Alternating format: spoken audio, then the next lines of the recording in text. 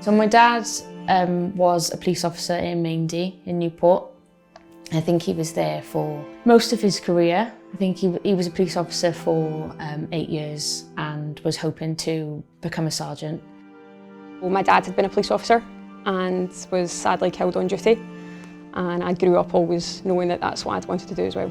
He was actually a firearms officer as well, and he was night shift responding to a report of a drunk driver on the motorway. And within minutes of them responding to the call, they had collided head-on with the drunk driver and my dad was killed instantly. Well, my dad had finished a day shift in Maindy and he didn't drive to work, he cycled. So he was cycling home from work, wasn't far from home, and a drunk driver in a stolen car knocked him off his bike and left him, and then unfortunately passed away from injuries in hospital. My dad was 26 when he was killed and I was 2.5, so my mum was widowed at 25 with a toddler to raise alone.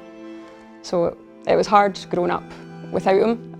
My mum did a great job of being both parents, but nobody should go to work and not come home and leave a young family behind. My mum was pregnant with me when my dad passed away, so obviously I wasn't born. But I've been told by lots of people, colleagues, friends, family, that my dad was a really lovely person. Everyone speaks really highly of him. Still now, if I bump into people in work, there's people that remember him. And it's lovely to hear stories from other people, obviously, because I didn't know who he was, sadly.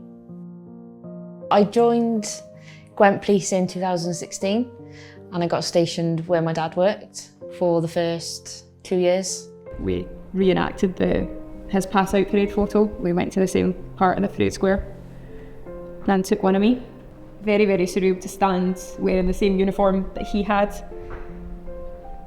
all that time apart. Mm-hmm. You know, it was probably one of the occasions where it didn't feel a million miles away. Mm-hmm. So I originally passed out in February 2017 and I had a different collar number.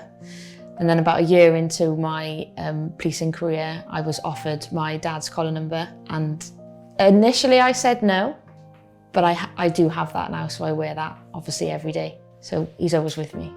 It is important that we recognise the dangers and the risks that our officers face every single time that they go out onto duty, and it's important that they know and understand that should the worst happen, that we are there to help. From speaking to Linsey about the way her childhood developed and the support that she got from within her own family, but also colleagues who worked with her father, I think it is a touching tribute that she has gone on to carry out the same career as her dad, and I'm sure she thinks about her father often in some of the circumstances that police officers find themselves in. Ultimately people sacrifice their lives for day-to-day tasks, so to remember people that have unfortunately passed away in the line of duty is extremely important. I do think the fact that I probably grew up a lot quicker than most people my age, just because of the experiences that I'd had and the grief that I'd dealt with in different ways as I grew up. It's not lost on me that the last time my mum ever saw my dad, he was walking out the door with a uniform on and he never came home.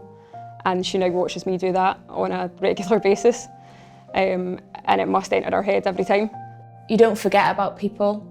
Every year we all get together, we all remember the people that joined and they've sacrificed their lives. It makes them more than just a memory. It makes them still feel real and still feel like they're here. Obviously we see people every year. It feels now like we're a big family. We're obviously all together in awful circumstances, but everyone's there for the same reason, and it makes it feel a little bit better. It's been a long time now and there's not many people who do remember him. I think it's lovely that the National Police Memorial Day gives us the opportunity to remember those who gave their lives or lost their lives in the line of duty.